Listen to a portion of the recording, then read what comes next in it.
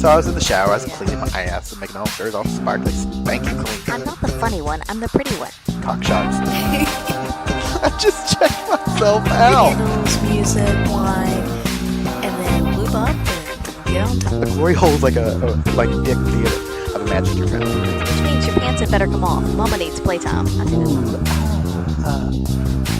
We're not sluts. We just love love.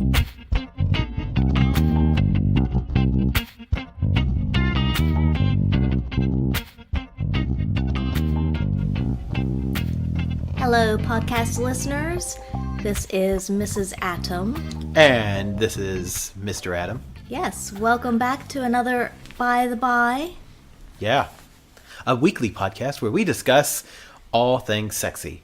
This week, our podcast is brought to you by fucking. Okay. Well done. Thanks.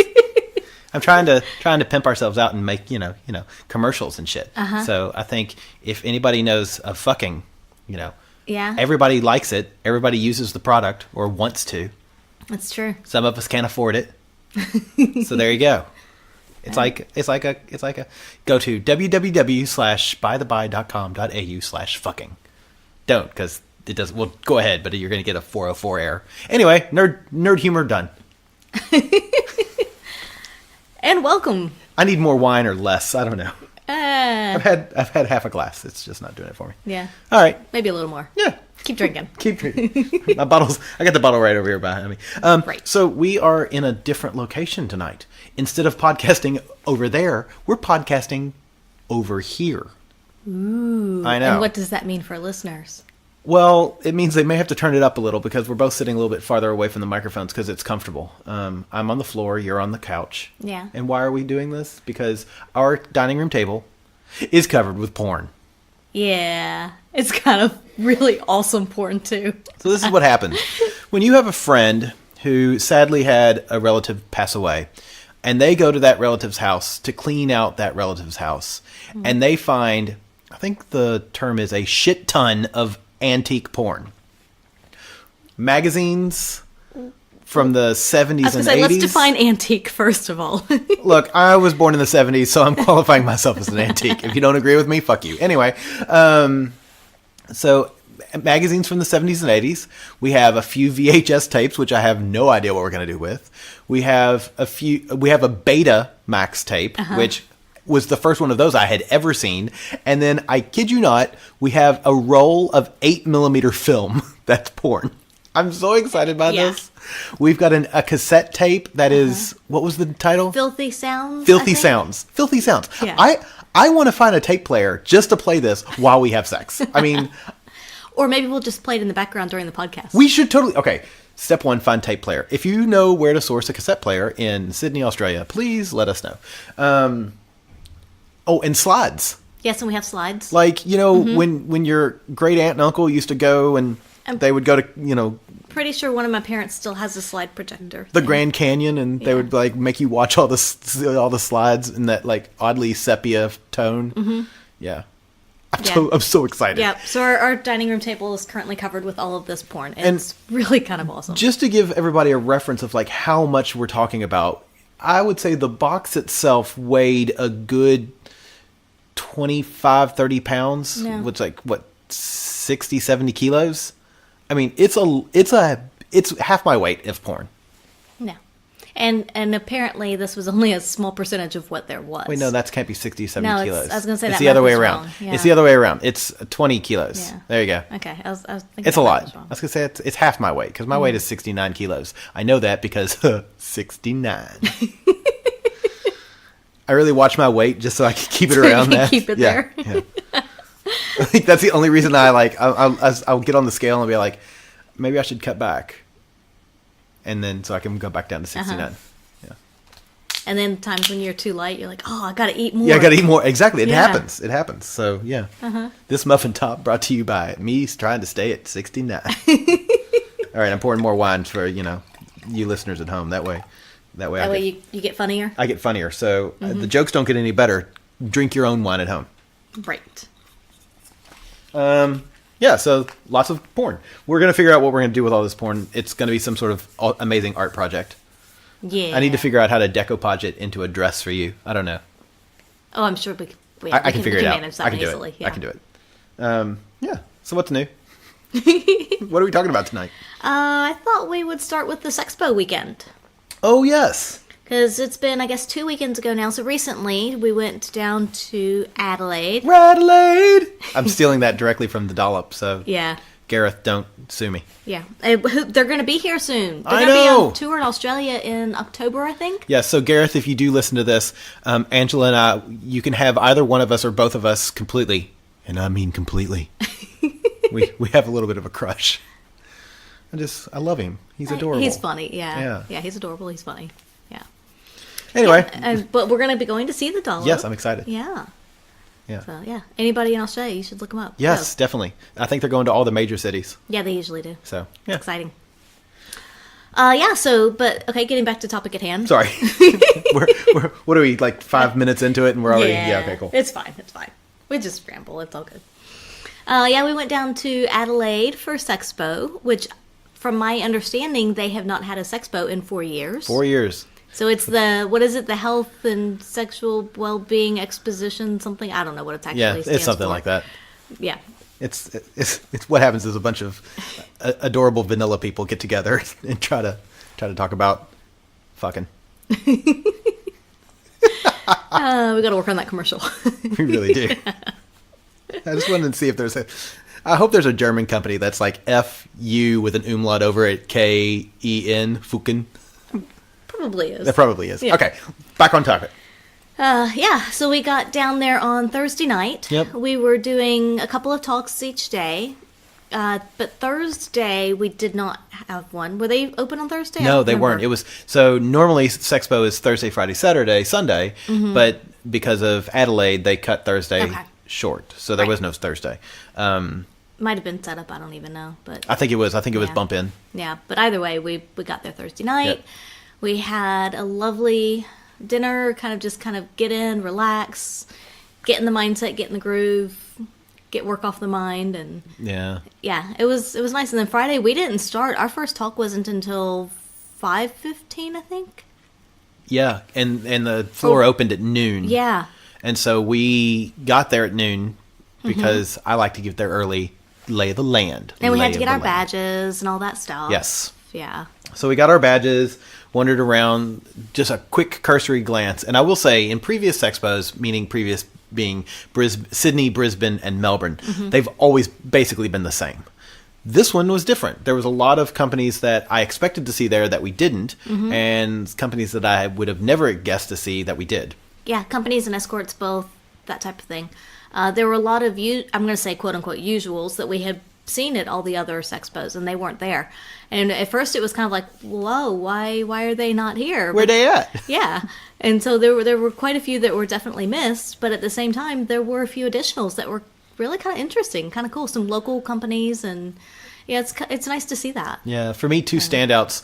There was a company that made, I guess the lady made personalized cards or unique cards, and they were very beautifully inappropriate. It's uncouth greeting cards, I think. Yes, I or believe- uncouth cards. I think it's uncouth cards. Yeah. Yes. So she had these wonderful things that you would like put on somebody's car. One of them was a little like business card size, and all it said was "You park like a cockhead." You just love it. So And there was one of the greeting cards was "Sorry, I was a cunt." yes, sorry, I was a cunt. Yeah. I just loved it. You know, you're talking to this sweet lady, and she's making all these cards, and we fell in love with them almost Yeah. immediately. So we bought some of those, and then another one was a company that made furniture. Oh yes, Yeah, where they have our next bed. yeah, it's kind of amazing. It's because we've been looking for a bed like this for a while, and we've seen them overseas. But then by the time you ship a super heavy big bed, it then is not really worth it cost wise. But yeah, so this company, they have a bed that basically has posters and an upper frame kind of above it, but the posters, the side bits, have holes all the way down, so you can kind of screw in like eye hooks or handles and all kinds of things, and tie people up nicely, basically in any configuration depending on height and all of that. 100% solid steel bed. Yeah. The bars across the top are basically monkey bars. I was able to hang from them, so we Yeah. could put like swings. You even did one pull up. I did not do a pull up. I don't think. You pulled yourself up between the bars. and Oh, I just did did. that I did a between. pull up. Yeah. Yes, that's my pull up for the year, baby. Hashtag sexy fit. Yeah, so it was a beautiful company. Yeah. So for anybody out there shopping at home, the company is called Furniture Seduction, and their website is FurnitureSeduction.com. Yeah, but it So- was really cool because, like you said, it's all steel. It's all. I mean, it's super heavy duty. It's not gonna break. It's very customizable. We can do a lot of different things with it, and we even talked about putting a bar up to kind of use part of it as a St. Andrew's cross, because while he had St. Andrew's crosses as well, for us it's just a space issue. Yeah, we only have so much apartment. Yeah, exactly. Sadly, but yeah, so it was really kind of cool to see it and just to talk to him and see what all we could do with it, and it was a lot cheaper than getting something shipped from overseas, so that's a bonus. Yeah, But that'll be an upcoming addition, I say early next year. Yeah, that'll be exciting. hopefully. Yeah. Then another company that we came across was Little House of Horus. I love the name. Yeah, a fantastic name. They are HorusLeathercraft.com if you're shopping at home. We met these guys through one of the local BDSM rope people, and their stall was next door to it. Lovely people. And holy shit, the quality he was repurposing and reclaiming items. So we bought a couple of floggers where the handles had been chair legs or table legs that he's sanded down, stained, and Wooden then handles, yeah. and then the leather that he would use for the flogger itself was also reclaimed. So it's really cool. And then I bought this badass vest. Yeah, That which was there'll be awesome. pictures of eventually, but I think it may make its debut at probably a Desire theme night, perhaps. We shall see what happens with that. Yes. And so I just walked over to get so I named them properly. In Adelaide, the people who sort of were next to Little House of Horus was Pier Rope, PWER Rope Adelaide. Yeah. So they do. We talked to Bossman. Yeah. I don't know if it's Bossman or Bossman, but I don't know, it it was has spelled two Bossman. N's at the end. Yeah, So- but I don't know. Yeah. Really awesome dude who gave a presentation on the share stage before us one night, and I don't know if he runs Pure Rope or is just really highly affiliated with them, but really intelligent fella and really nice. And he was doing some of the Shibari shows Yes. on the fetish stage in the fetish lounge. Yeah, he was very talented, super nice guy. During his talk, I thought that he hit a lot of really good, very important points. It was just well put together, and then we talked to him for a little bit afterwards, and was just really Super great talk. approachable. Yeah, You know, it's always funny because people have asked me before, like, well, are DOMs scary? You know, is it easy to talk to DOMs? Are they hard to talk to? And the answer has always been no. They're wonderful. They're wonderful people, and I think it's because Yeah. I quote Mistress Penelope when she asks you, "How do you want me to make you feel?" And it's like that. They want to be friendly and happy people as well. And I think they tend to be. I think we see them in movies and we're scared of them from the movies. So yeah, that was awesome. Talking to him was great. The two talks that we did were on Swinging 101 and then Bi Invisibility and Biphobia, which we were kind of excited, or Bi Erasure, I should say. We were kind of excited to do that because I don't think we've ever seen anything similar to that on the share stage. No, that was definitely a new topic for us. The Swinging 101 we do at all this expos, and it always gets a good crowd. There's always a lot of people that want to learn about swinging, especially in an area like Adelaide where there is not, as of this moment, an official club there. I know there are organized parties and that kind of thing, but it is interesting because people always want to learn about swinging. And I did think it was funny that one of the talks, the person before us was not, they didn't show up. The talk before Right. us didn't show up. There was a couple that was sitting there well before our Yes, talk, yes. for like 20 minutes before the talk started. And we wandered in, we got things set up, we kind of sat down, chatted with them for a minute, then they kind of went into themselves, and so we went and did our own thing. And as we were getting up to start talking, they left. But they leapt up and like ran Yes. away. And it was like, it's not scary. We're not going to force you into this. And the lady was like, "Sorry, we just chickened out." I'm like, "But there's no participation required. No, we're just talking about One it. of our slides is on consent, people." Yeah, so I thought that was kind of funny. Yeah. But yeah, we had a really good crowd for those ones. We always do.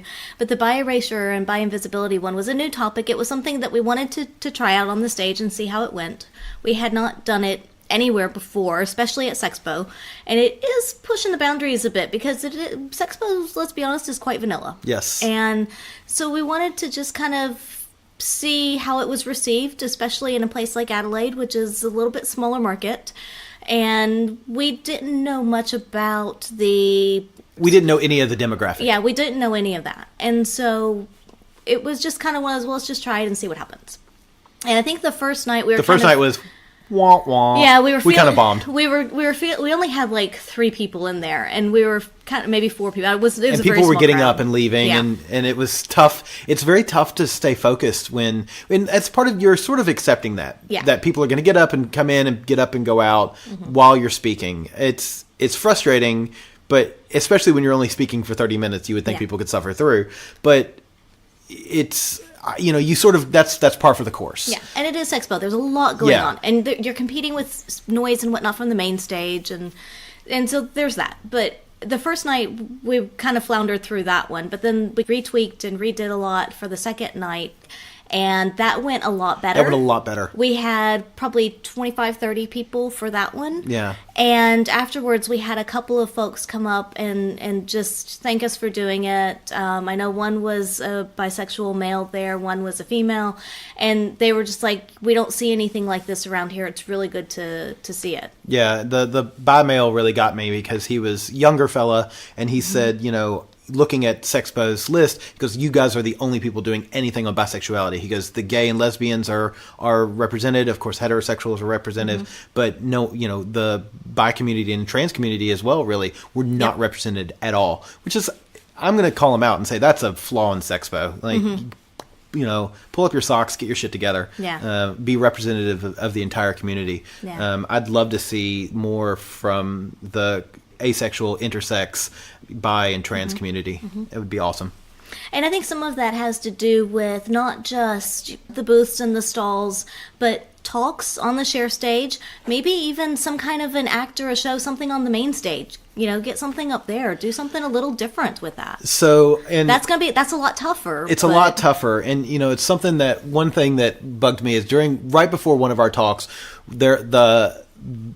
usually there's 2 people that host like MCs MC. of Sexpo, but I think there was only one, the same fella, and I can't think of his name, but he's a person with disability. He was born without a leg, below the knee, I believe, but he's also, I think he's competed in the Olympics or something along that line. Yeah, I don't I don't remember. specifics. He's a sports fella as well, but anyway, he had this, air quotes, wonderful joke about coffee that he said, I like my coffee like I like my women. And he pauses and he goes, without a penis. And I was actually very proud of the audience because no one laughed. It was crickets. It was like seriously crickets. Yeah. And for the Sexpo to be quiet is impressive enough. And I cringed when he said that. And I was like, Yeah.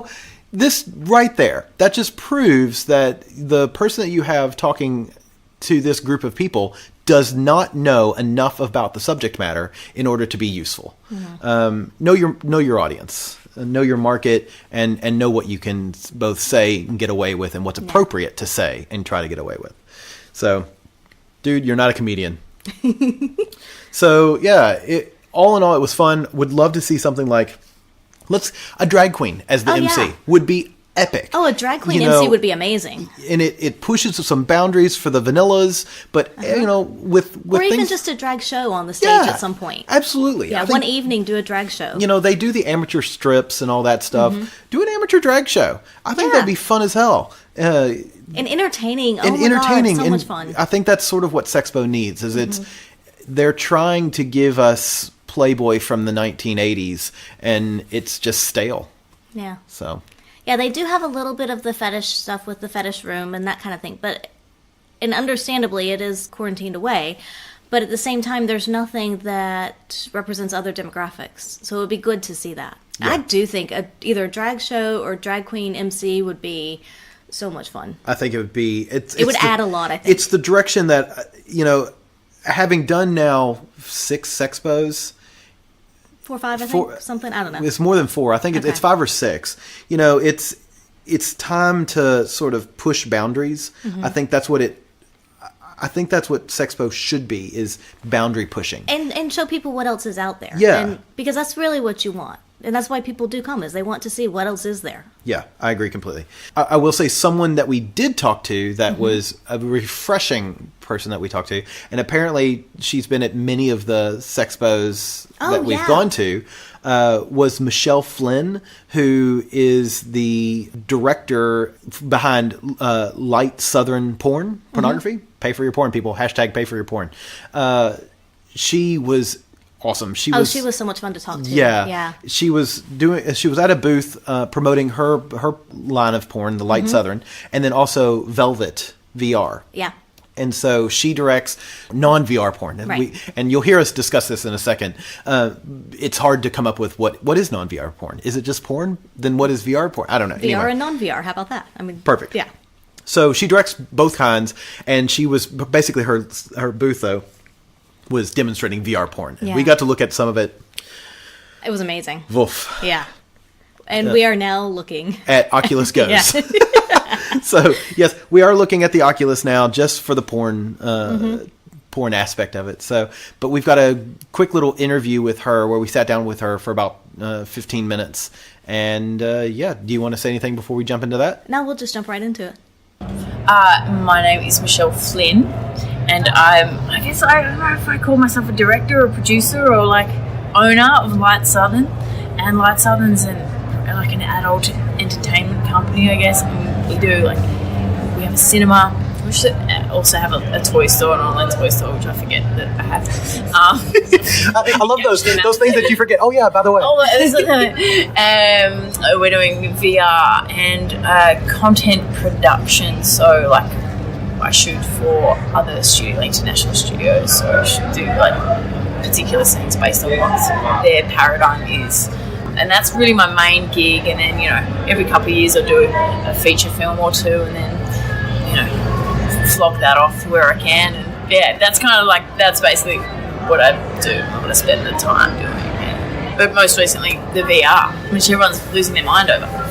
It is funny. It is pretty cool. I mean, once you put that mask or the headset on, I was like, whoa. Yeah. This is kind of awesome. It breaks the wall completely. Yeah. You can kind of, and it's intimate, and what we're trying to do is create more intimacy. So it doesn't necessarily have to be more explicit or more hardcore, but it can be because of the nature of, because you feel like you're there. It can just be like a woman coming up and whispering something sexy in your ear, and that, that's creating tone and creating something that's different. So we're trying to play more with that than get too extreme, and also outdoors and make it look beautiful. All those things that I like doing anyway. So it's visually really different, but also tonally different, and giving the performers more direction, and so the person watching has a motivation for being there. So you're not just watching it being a fly on the wall. You're there, and there's a reason for you to be there, and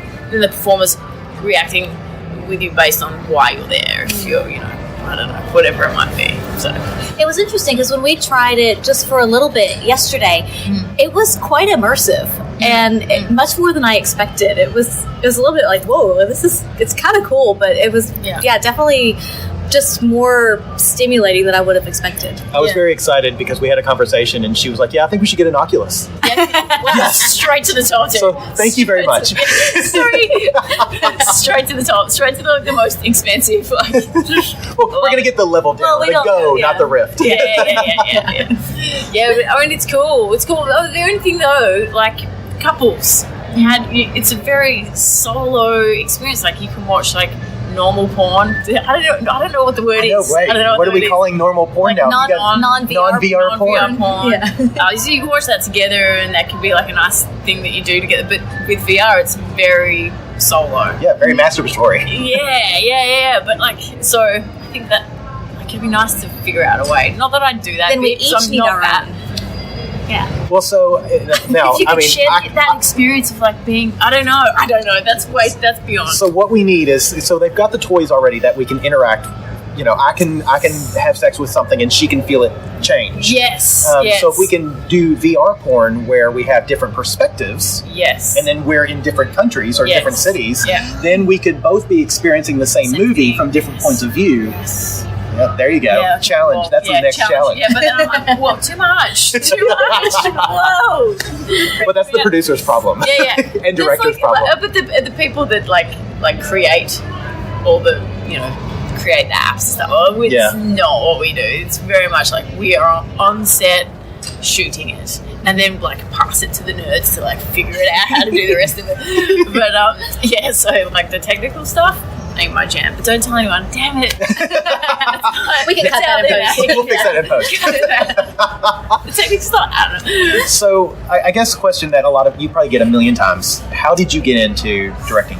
Whoa! Photography. Oh man, okay, yeah, I do get that a lot actually. So like 10 years ago, it's actually more like 12 years ago, How were you even legal then? Well, I'm 33. 34. So I was 22. And my sister actually worked for this company called Abby Winters. Have we heard of Yes, Abby Winters? yeah. Yeah, right. And she was kind of one of the people that helped start Abby Winters with Gary. So she was working with this company, whatever. And I was like, oh, this is sweet. Like, these are like amazing, like babes. So I started performing and doing a bunch of shoots and meeting all these amazing people. And I was like, oh, you know what? I'm probably like not that great in front of the camera because I kind of, I don't take direction that well. I do what I want. So I'm doing what I want. And then I was like, just give me a job. And they were like, no. And I'm like, come on. They're like, no, you don't know how to use a camera. And so basically I begged, borrowed and stole to like get a job behind the camera, and they put me on reception for a couple of months, and like I really had to claw my way into it. Anyway, so then I worked for them for 5 years, and after 5 years I was like, it's time to do my own thing. And then Light Southern was born from kind of that, and then so Light Southern's been around for like six years. That's awesome. Yeah, That's great. Yeah. so that's how I did it. I don't know. And now I'm still here. I don't know. I still don't know how it's like. It's such a hard industry to be in as a producer. So I'm very thankful. I'm not sure what the secret to success is. So being behind the camera, do you feel that it's harder being female over being male? No, So is it pretty equal in the pornography industry, or how does that? but I think it's what is beneficial is not my gender, my experience being in front of the camera.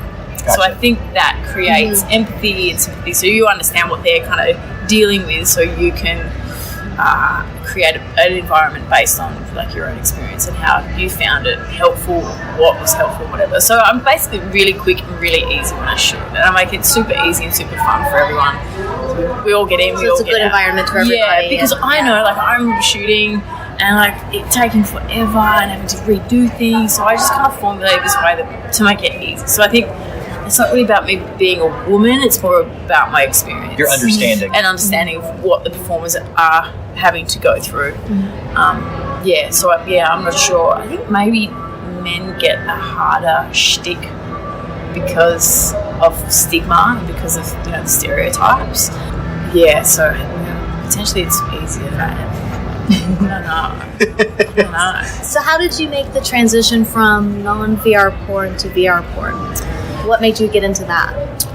Well, there's the Velvet, the nerds behind it, the platform. They reached out to me. They were like, really like stuff. Like, have you thought about doing VR? I was like, yeah, actually, I've just announced that I'm going to be doing like my next film in VR, and they were, but I had no idea how to do it. And they were like, oh, really? We can help you do that. I was like, sweet, okay, cool. And so we met, and then we're sitting in a cafe, and one of them like put that. I'd never even seen like VR porn. I just kind of thought that this was where it was going to go. And I put on the headset, and I was like hang gliding. It was the coolest shit ever. And so I was like, yes, this is it.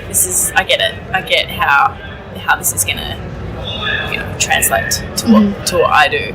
And that was it. And basically these guys just helped me set up the rig and told me kind of, the pointers to how I get it going and what I do. And then I just started going gangbusters. So let's just shoot everything. Possibly do. I love it. So all of the porn that you've got playing in your booth, of course, is yours.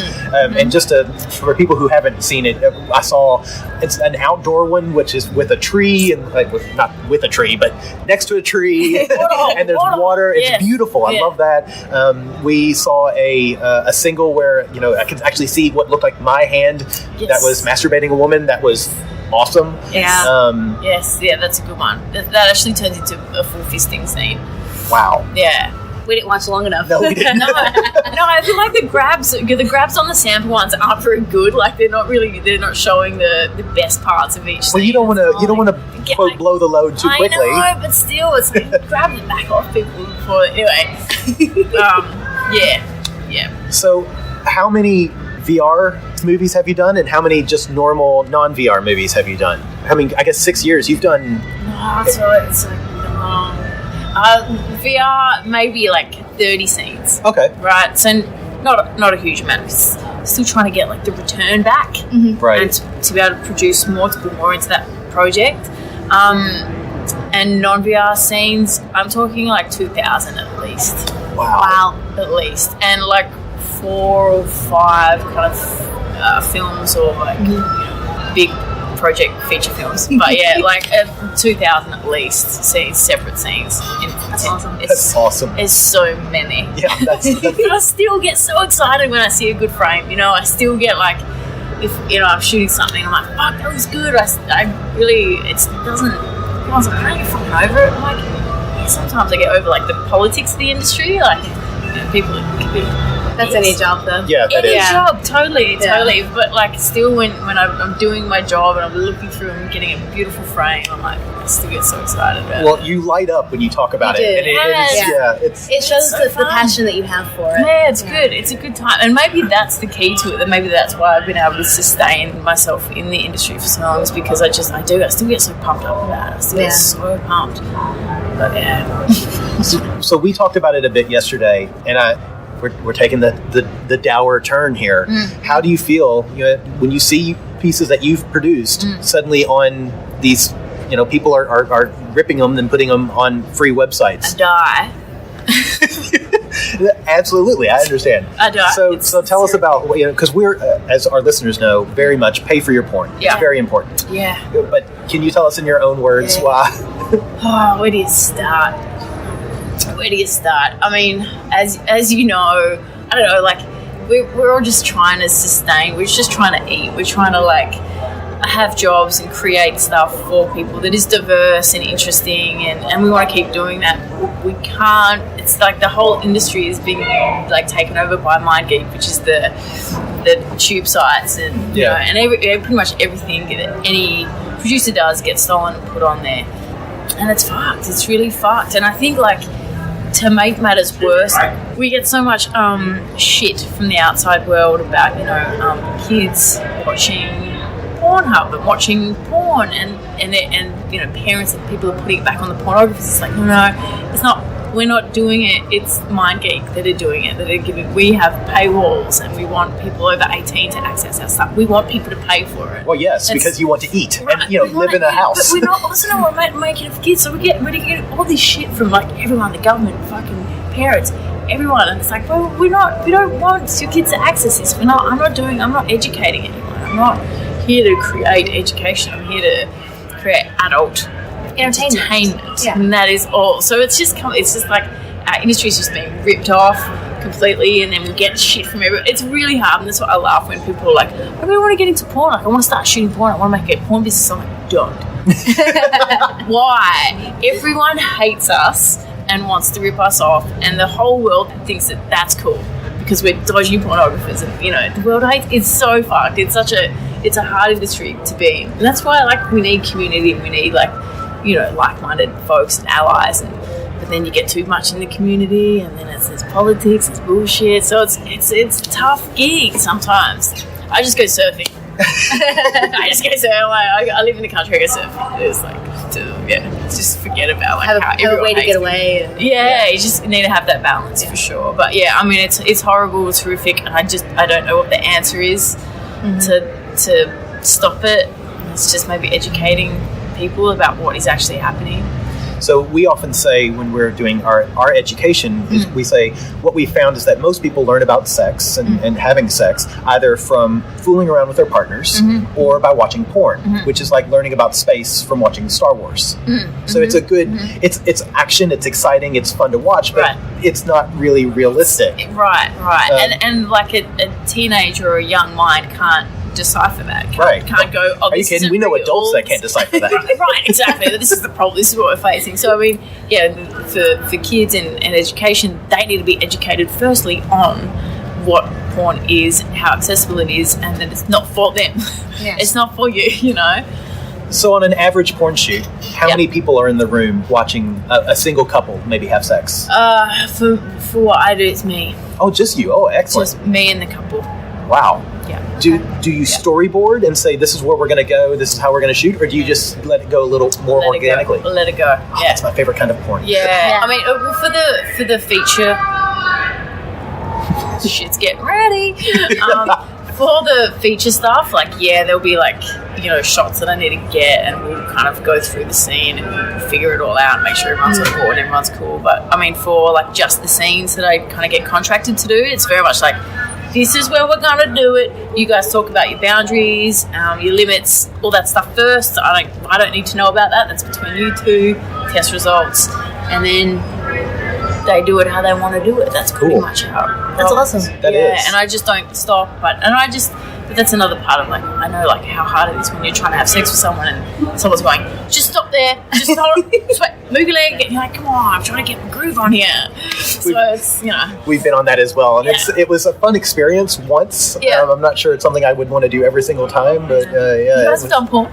No, we had somebody photographing us as we were having sex. Right, I can show you some of the pictures; they're amazing. Yeah. But it was a lot of fun, and it was. But tricky, right? Because they're trying to get you in position. And he's got his lights that he's dealing with, and he's like, "I just want you guys to do your thing." And then occasionally it was like, "Okay, just stop for a minute." Yeah. Click, click, click, click, click. Okay, go. Yeah. My thing. Yeah. It's going now. But with her, it's easy. But I think with other people, it would be harder. Yeah. So, types of porn that you shoot, is it mostly straight, mostly groups, mostly lesbian, mostly gay, Solo women and lesbian, mostly. I don't know why I feel like I'm missing something, but no, that's it. That's definitely it. And that's just what I'm kind of contracted most to do is, like kind of solo shoots and girl stuff. Yeah. We would volunteer to do a pegging scene if you've never filmed a pegging scene. That would be fun. That would be fun. I haven't. Yeah. I haven't, and I'd love to. There you go. VR pegging.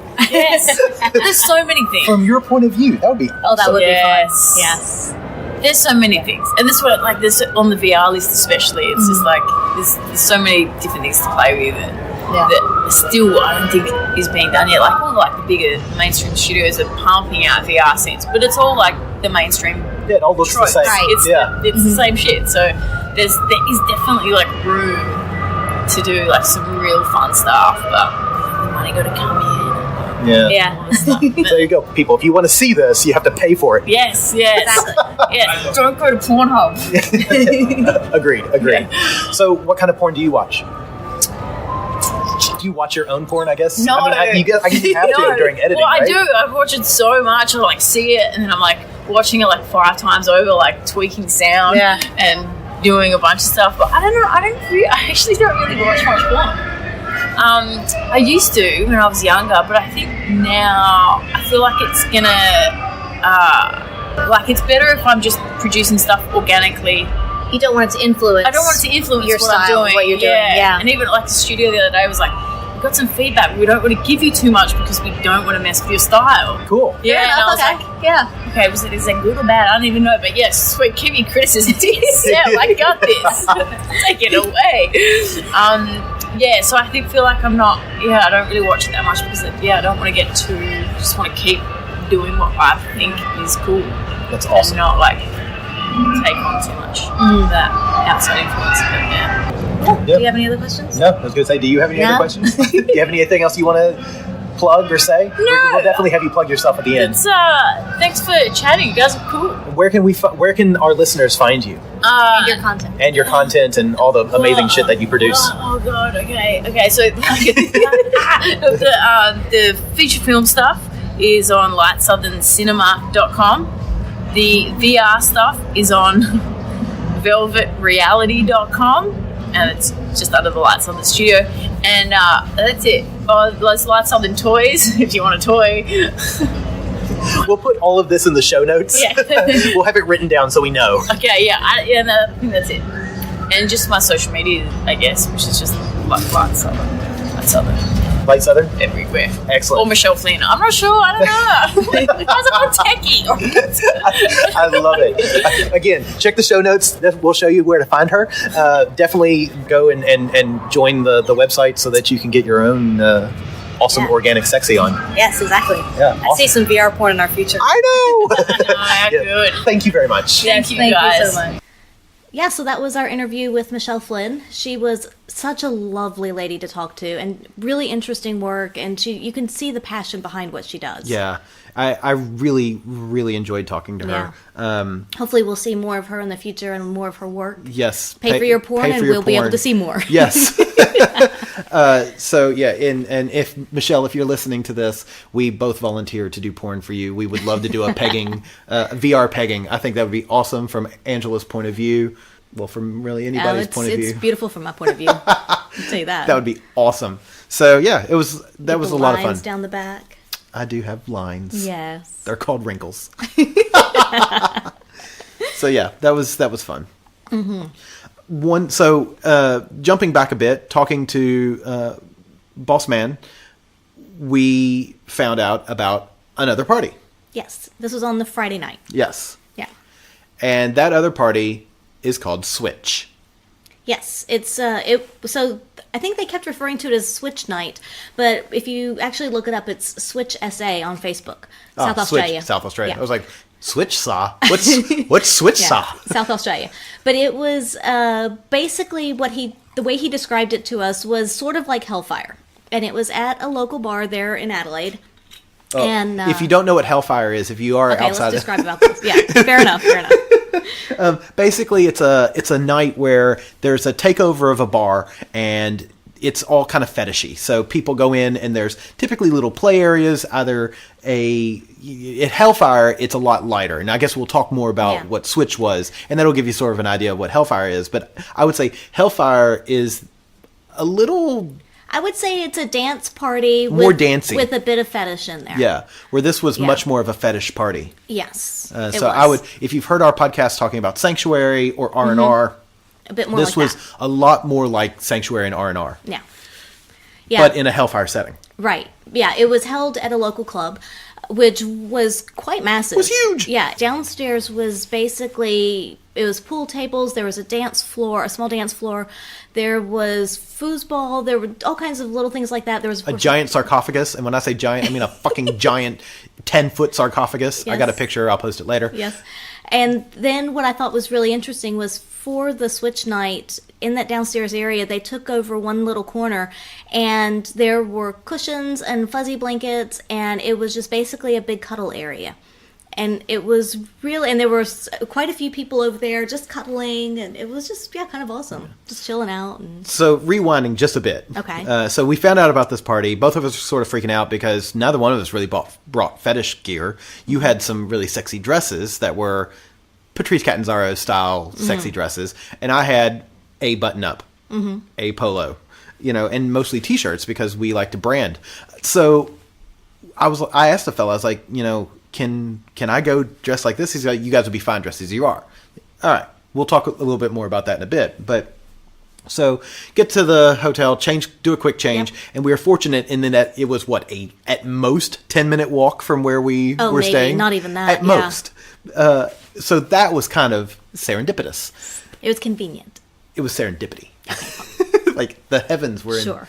the heavens were working for us. So we walked up there, very super easy to find. Walked right in. He was kind enough to put us on a list. Yes, that was very nice. That we could get in and experience it. And I will say immediately, the attitude of people was different than what we're used to at Hellfire in Sydney. Look, and I'm going to say very plainly, we like Hellfire in Sydney. Oh, It's yeah. a lot of fun. Oh, yeah, we have so much fun. But it tends to be a bit cliquey. This group didn't feel cliquey. And I don't know if And maybe it's because we were new, Maybe. because we were different. If we lived in Adelaide, it may be. I'm Maybe. just saying, I don't know. I guess clicks. I mean, and let's not split hairs. Clicks appear in all Yeah. forms and all subsections of society, but it felt everybody was People were pretty open smiley and- and friendly, and it was kind of cool. So we walk in, like you said, pool table to our right, bar to the left, with a little dance area, and then in the far area, the cuddle pile, which right there.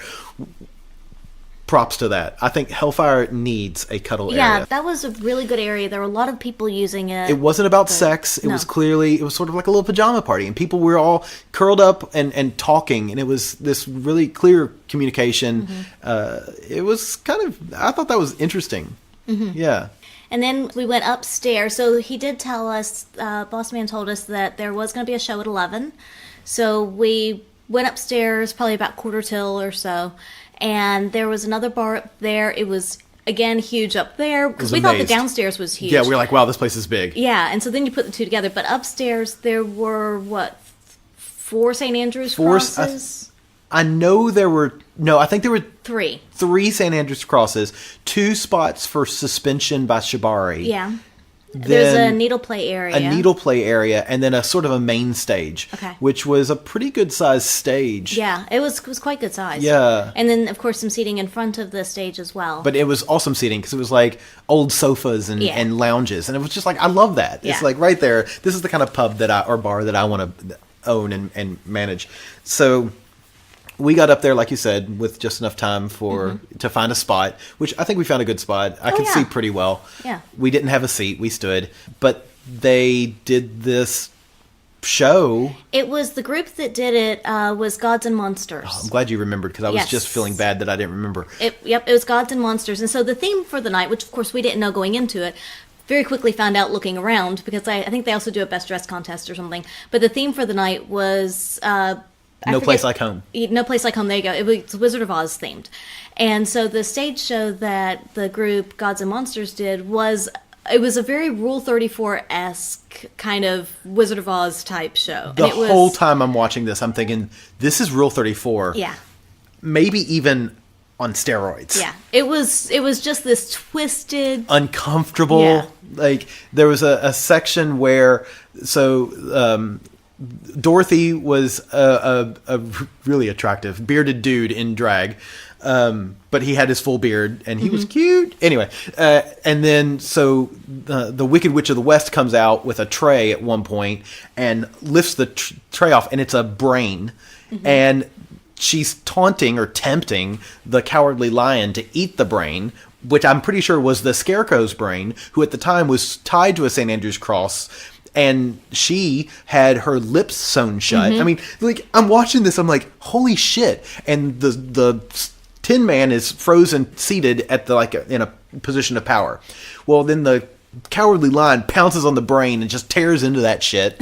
And like Dorothy's crying the whole time. I was like, the whole thing was disturbing in all the wonderful, But it best was really ways. awesome, yeah. And I kept thinking, it's like, I really wish Amy could see this, who's the genius behind Rule 34. I was like, she would love this, and Yeah. and we need to connect her with this group, because I know she's moving Rule 34 to Different areas. different areas, Yeah. trying to spread it out across Australia. And if she goes to Adelaide, this group would be They would be good, Oh yeah. my god, they would be epic. But yeah, and there was these just like wonderfully disturbing scenes. Another one that jumps out in my mind was the Tin Man jacking off this giant metal. It's like the thing that you would spray bugs with, like your grandparents would spray bugs with. And it was like he's jacking it off, and suddenly he's spraying liquid all over Dorothy, who's on her knees.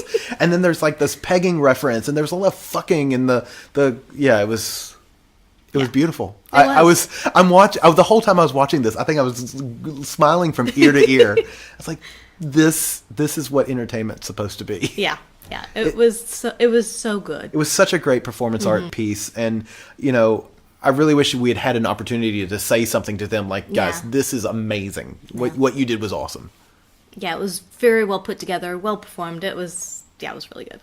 I was happy because at first, when you're like, oh, there's gonna be a show, didn't really have any clue what to expect, none whatsoever. But I was so happy with that. And we've seen some good shows at Hellfire. Oh yeah, not to put Hellfire down. Oh yeah. But I will say, I have never seen anything like what I saw. It's a different style. Yeah, it's a different style. It was rough, but in a good way, and polished in a really good way as well. It was just great. I loved it. So, so after that performance, I think I got another drink because I needed it. Yeah, we had another drink, and then we went upstairs, and play was in full swing at that point. The crosses were being used. Yep. There were people in both of the Shibari areas. Yep. The needle play had not quite yet started. That came later.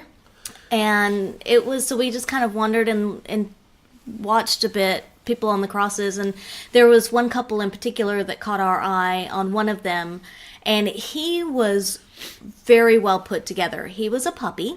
He was in his three-piece suit. I'm not sure he was a puppy. Well, he may have been a dog. He may have been a dog because he was dominant. Yeah, which puppies usually aren't. Yeah, and when we first saw them together, she was dressed up like one of the Dorothys. Yes, the Oz theme, and he had on his three-piece suit, so he had a nice vest and everything, and but he had a really nice dog mask on. Yeah, that's exactly what I want. Nice. I was looking at that, going, and I don't say this very often, but I want to be dressed like you. Like I saw him and it was like, that's the look I would love to try to copy. He was well put together. Emulate. And so when we first saw them, we thought he's a puppy. But then once she got on the cross and he was very clearly dom to her. So it was like, ooh, maybe not. So yeah, maybe he was a dog. I don't know. I need to look this up now because I'm not really sure. But it was awesome to watch him work and her react, and they were both very attractive people. Yeah.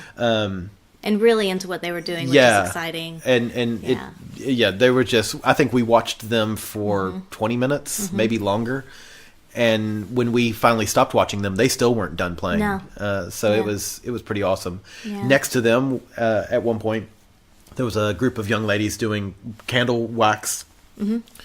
And they kept getting the wax really close to the one young lady's fishnet stockings, and I kept thinking, you're going to go up like I'm going to throw myself on you to put you out. Yeah. But no, she didn't. So, no. But there was a lot of please stop moving because her crinoline was getting really close. Yeah. To the open flame, and then at the same time we were watching a Shibari suspension. Yeah. It was great. It was like you didn't know where to look. Yeah, there was a lot of action going on, and it was just, and there were people moving all throughout. There were other little play scenes here and there, even off of those as well. And like the couple that was when she was on the St. Andrew's cross, there was a guy that came up to them and was interested because they had a little electroshock thing. Yeah. That her partner was using on her. Popping her with. Yeah, and there was a guy who came up who was really interested in that, and so they chatted for a bit about it, and then he even got to use it on her a little bit, with, of course, partner supervising and whatever. But it was such a interactive environment that it wasn't like, I'm doing my thing, you can't interrupt, or you can't talk to me kind of thing. Yeah. It was just, if you wanted to learn and if you wanted to get more information, talk to the people. Yeah, people were completely open about it, and I think that was part of what we really liked about that environment. To me, it seemed like that perfect cross between Hellfire and Studio Kink. Yeah. It was like a perfect marriage of that. It felt, it was more Hellfire than Studio Kink, but there was clearly that camaraderie and openness to teach and to learn and to get information out there, to demonstrate. Yeah. And I thought that was kind of cool. Yeah. So at one point, 3 or 4, you know where I'm going already. So at one point, of course, after 3 or 4 beers, I don't know, I needed to use the facilities. So we were standing very close to the facilities. So I walked in, used the bathroom, and then turned around to wash my hands. And there in the sink was a cow's heart. I know this because my mom used to cook cow's hearts. You can eat cow's hearts. Anybody out there who says you can't is wrong. Or has never lived as a poor boy in Kentucky. But you can eat cow's hearts. And I looked at that and knew exactly what it was the second I saw it. So I left the restroom without washing my hands. I thought it was better that way. And immediately walked to you and said, there's a cow's heart in the sink in the bathroom. To which you said, Is it real? yes. Actually, at first I think you went, no. Is it real? And then you walked back in. And I was like, no, it's real. I know it's real. I know what they look like. And you went, it's probably plastic. You were trying to placate me. So I was like, okay. So about, breaking the seal, 30 minutes later I had to pee again. So I walked back into the bathroom, used the facilities. And I'm staring at this cow's heart. And I wish somebody had walked in on me at that point because I was just sort of like staring forlornly at this cow's heart, trying to decide what I was going to do. And then I was like, I got to touch it. Yeah. It's the only way to know. Yeah. So I go and I'm bringing my finger down towards this cow's heart, and I get about a centimeter, or half inch away from it, and I recoil back because I don't really want to touch this cow's heart because I'm not going to wash my hands afterwards because there's a fucking cow's heart in the fucking sink. So, did what any rational thinking human being would do. I went to the toilet, got a big old wad of toilet paper, wrapped it around my thumb, mummy style, and then touched the cow's heart. It sprung back. It was a real cow's heart. So I threw that away in the toilet. I did flush the toilet. And then ran out to you and went, yep, it's real. Yeah. And then what did you do? I went into the men's restroom because I wanted to see it for myself. You popped back out and you're like, yep, it's real. We're still And just as a side note, there was nothing that exciting in the women's restroom. Come on, I women. meant to, I was going to say, I meant to even ask you. No, get your act together, women. We need excitement too. Yeah, but I mean, that's such. I hate to generalize, but that's such a boy thing to do. And there's so many questions. I mean, why? How? Where did it come from? Who put it in there? When? How long had it been in there? I mean, and how did they carry it in? Do they have it like wrapped in a little grocery bag or I mean, it probably was in butcher's paper. Why? That's the big question. I mean, Why? I think it's really entertaining, but I still would like to know who thinks, I know what I'm going to do tonight. What's going on out there? I don't know. I thought I heard sex noises, like headboards banging against the wall. Probably but it only some- lasted for like 10 strokes. I'm hoping. Oh, there they're going again. Doom, doom, It doom, doom. could just be somebody hanging a picture. I like to think All right, maybe somebody's having sex. We'll believe that. they're hanging this picture while having sex. There you go. That's talent. Yeah, so look, I'm thinking it was for ambiance because Yes. it was like a, kink fetish thing. Let's go dark. Let's bring in a heart. Right. Or maybe it's an arousal thing and they really, really wanted to get a heart on. Oh, terrible. So terrible. Waka, waka, waka. Ugh. What? Yeah, so that was exciting. Well, yeah. That was interesting. So, yeah, that was interesting. Yeah. Yeah. Overall, though, we had a really good time at Switch, and I'm really glad that Boss Man with Pure Rope Yes. invited us and told us about it, because we would have had no idea that there was anything like that. Look, admittedly, I was really lazy going into this because I was so busy the couple of weeks before that I didn't look up to see what parties and what things were going on. No, we so didn't. it was lovely for him to Yeah. pitch it to us and let us know. And it was such a good experience. I really enjoyed it. If you're in the Adelaide area or anywhere in South Australia or going to Adelaide, check them out. It was a lot of fun. Yeah. The performances were great. Watching everybody play was great. Yeah. And the people themselves were great. The people that we interacted Yeah. with, yeah. So, yeah, give it a go. Yeah, it was good. I do want to talk about the hotel room that we stayed in real quick. This, during this little Radelaide trip, the hotel was not Radelaide. It was one step above a hostel. It was at least close to the convention center. It was very, like, you could throw a rock and Yeah. hit the convention center. So that was a plus. And it was clean. It was extremely clean, yes. But the mattress, the bed, was on wheels. Yes. And so with each, and it was, we're not used to having sex on a normal mattress. Right. We have a foam mattress, which means, and I don't know if you ever thought about this if you don't own a foam mattress, but if you own a foam or memory foam mattress or latex mattress, there's no spring back. Right. You don't jump on that kind of a bed because it doesn't spring you, which means when you fuck on that bed, which each thrust that I thrust into you, you don't push back. It's just you, which I actually quite like. I rather have sex on a latex or foam mattress rather than a traditional spring mattress. Curious, how do you feel about that? Oh, absolutely. Okay. Yeah.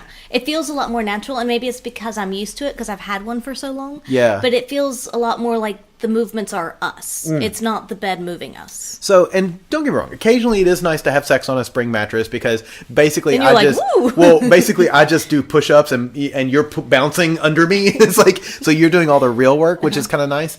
But when you're on wheels, I felt like we were drifting a lot. Yes. And there was a lot of headboard hitting the wall. Well, because it also had the thin layer of wood headboard on the wall, so whenever the bed that was on the wheels would hit, it didn't hit like fabric or anything soft. It hit wood. Wood. Yeah. Yeah, it wasn't the only thing hitting wood, baby. So that was a problem. Yeah. It was a comfortable mattress to sleep on. Yes. But I mean, come on, a hotel with a bed on wheels, that's just cliche. Yeah. It is. It's great. It was entertaining. Uh-huh. We did have some really, really good sex. Mm-hmm. Yes.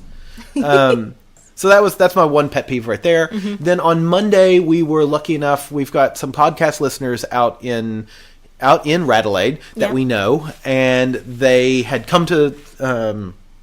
They came to Sydney. Was it the Pendulum Party that they came Yes. to? Yeah. Yep.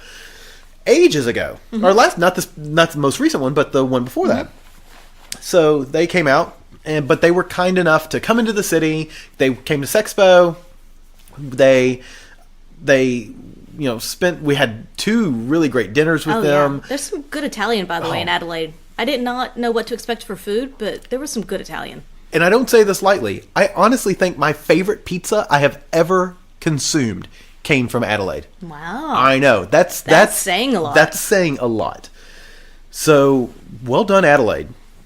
Well done. So, y'all have shit coffee, though. Sorry. And seriously, we need to talk. We need to talk about the mullets. God damn. Like, Adelaide, the Kentucky of South Australia. So many mullets. It was like MacGyver came there. Like, anyway. So... Well, there's the new MacGyver. Maybe that's it. Does he have a mullet? No. Oh, God, I hope not. Anyway. Maybe that's it. Anyway, we got to talk about your haircuts. We got to get some barbers in Adelaide. But we had so much fun with them, and they were so kind enough to take us to the McLaren Vale wineries. I think we hit 4 or 5 wineries with them on a Monday. Monday. Don't judge. And it was had some great wine. It was so much fun. Wonderful conversation. Beautiful, sexy human beings. Yeah. Yes. Good scenery. Inside the car and out. Brown chicken, brown cow. Yes, very much so. Yeah. Yeah, it was overall it was a great weekend. Sexpo was Sexpo again. I wish the boundaries are pushed a bit more. Sexpo needs to grow. Yeah. It's stagnant. It's starting to feel stale. And maybe it's just because we go Well, I think all that's the time. some of it. I think that is some of it. But, I still say the job of Sexpo is to push people's boundaries. Yes. And I think like the uncouth cards did that a bit. The VR porn did that. Some of the leather goods and the fetish and the kink stuff. But still, there's still 3 paintball booths. Really? It's fucking A. Yeah, it's like there's 3 paintball booths. Yeah. Like, do we really need this much fucking paintball? No, we don't. The mattress booths that they had at the one in Sydney, I'm okay with because that makes sense. Because at least you fuck on mattresses. Yeah. But if you're having sex while doing paintball, you're doing it really wrong or really right. Not sure which. But anyway. Yeah. But yeah, we had fun there. Switch was amazing. Wine tasting was fantastic. It was just really, really lovely weekend. And we definitely need to get back down to Adelaide at some point. Agreed. Yeah. Because there's so much in Australia, but especially some of these cities that we just touch on for long weekends, and it's like, ooh, we need to get back and we need to see more. And yeah. So to go non-sex just for a second, there was something that we saw in Radelaide that I keep calling it Radelaide. Sorry, it's Adelaide, but it's pretty rad. there was something that we saw that got me really, really, really excited. And you're making a face because I'm trying to remember what you're trying it to remember is. what it is. We saw a plesiosaur skeleton. Oh yes, we did. Like, look, some of us on this podcast, okay, one of us on this podcast, not naming names, it's me, is a dinosaur nerd. I am addicted to dinosaurs. Let's go a little further and just say you're just a big kid. I'm a big kid, but dinosaurs are fucking amazing. They are amazing. And Yes. we were with this other couple walking out in front of the Science Museum 12 minutes before it closed. Mm-hmm. And they were like, oh, yeah, there's a plesiosaur skeleton in there that's been completely opalized. And I'm just like I'm trying to hold what? myself in. Because I'm like, okay, I really like this couple. I don't want to turn them off by being too Bradford. I mean, they listen to the podcast, so they know, but you know, but you don't know, you know? No. I need that on a t-shirt. So I was like, oh, so there's a plesiosaur skeleton in there, eh? You know, that was my favorite dinosaur because, you know, that's what they thought the Loch Ness Monster was a plesiosaur and an Elasmosaurus. Anyway, so they were like, yeah, I was like, oh, how much is it to get in there? Because I was thinking for next time. They're like, oh, it's free. Do you want to see it? And I was like, can we? Yeah. And I think they were like, oh my God. So yes. So we basically ran in. Fortunately, they knew exactly where it was. Yes. And we walked in and the lady goes, well, we close in. I was like, all we want to see is the plesiosaur. And then we'll be right back. We'll leave. And the docent lady was like laughing at me and then said, okay, it's right around. And the lady we were with, she goes, oh, I know where it is. And so we all ran to this plesiosaur. It's an opalized plesiosaur. And what that means is that when the dinosaur's bones started to deteriorate, instead of normal minerals and whatnot, it was opal. So this whole dinosaur glows. It's like opalescent dinosaur. It's kind of awesome. It was amazing. Yeah. I was so excited. If you saw the picture of me on Instagram and Twitter with my monster head next to the plesiosaur's head, that wasn't the opalized one. It was a fake one. But that was how excited I was. I was like, "Rawr!" So yeah. Yeah. All right. Sorry. I know this is a sex and well-being and bisexual podcast, but sometimes we have to talk about dinosaurs. Just saying. I think it's okay. Oh, it was so exciting. Yeah, it was awesome. I'm still excited about that. It's like I want to go back to Adelaide just so I can spend a little while with that dinosaur. Yeah. In an intimate, biblical way.